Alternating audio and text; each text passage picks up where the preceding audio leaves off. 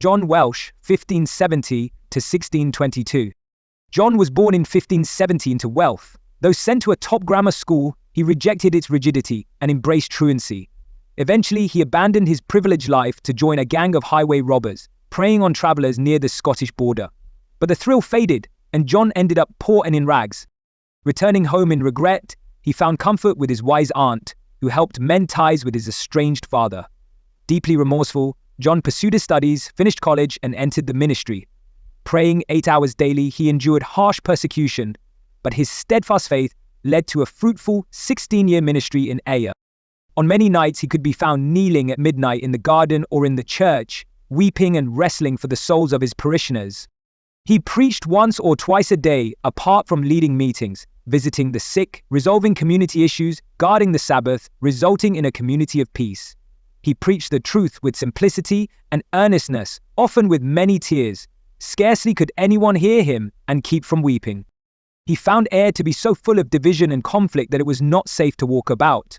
Sometimes he would wear a helmet and get between fighting men to separate and reconcile, his method being to get them to pray, eat, and sing a psalm. In the end, he was held in such respect that people would not act without his advice.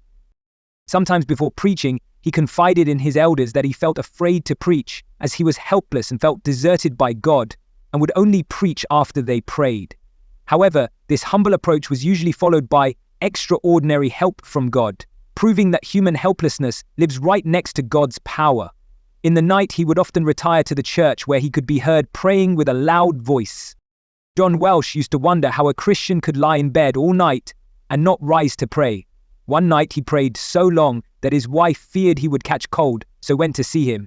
She heard him say, "Lord, will you not grant me Scotland?" Followed by, "Enough, Lord, enough." When she inquired the meaning, John said he had learned that there was a sad time at hand for Scotland, referring to the opposition of King James by the bishops to the real church, but that the Lord would be gracious to a remnant. By 1605, King James had decreed that all general assemblies were against the law, with the aim to keep all people under the control of the bishops of the Church of Scotland. Welch had no regard for this law, was soon imprisoned and banished to France. While imprisoned in Edinburgh Castle, John dined with the captain and used the time to teach others. One guest mocked him relentlessly until John stood, called for silence, and declared God's judgment. The mocker instantly collapsed and died. In another event, a young man in John's house died from illness. John wept and prayed over the body for hours. When a coffin came, he asked for 24 hours, then another. A doctor confirmed the man was dead, but John begged for 2 more hours. He prayed intensely, and at last the man opened his eyes, to the shock of everyone. John died at age 53 after having returned to England and only 2 hours after preaching with all his might in London. Application to our lives. There is one small phrase in this story that unlocked the power of God in John's life: praying 8 hours daily. John did not see prayer as an optional extra. It was the very air for his faith lungs. His faith life would have been dead without it. Everything God accomplished through John came out of this prayer. Let us not think that we will see revival if we do not see the vital need to pray.